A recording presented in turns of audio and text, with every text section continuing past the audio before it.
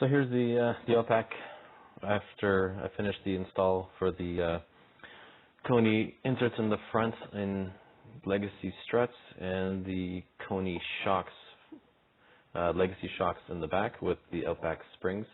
So the front has Legacy Springs, the back has stock Outback Springs.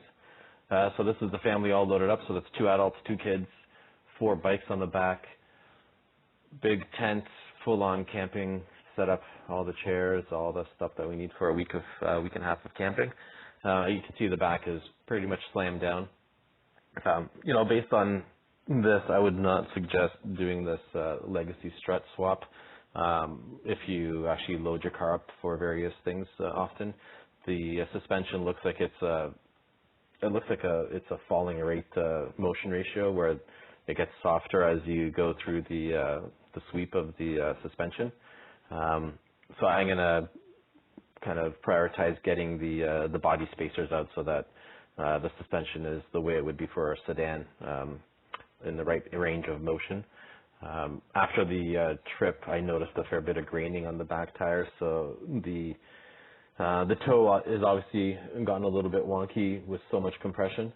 So a little bit of extra tire wear, but otherwise daily driving it, I don't notice anything because it isn't so compressed. Like it literally compresses like 3 inches in the back. The interesting thing is I never actually hit the bump stops going over rough roads. What I had happen is that I bottomed out the hitch, the bike hitch, a couple of times, and actually at one point the exhaust actually hit the ground where it splits from the single pipe into the dual pipe, the Y.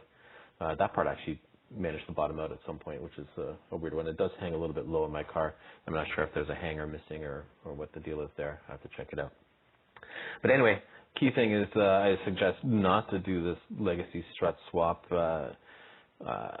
unless you have something to fix the suspension motion ratio to avoid the soft, I guess that's the way they call it, Subaru saggy butt.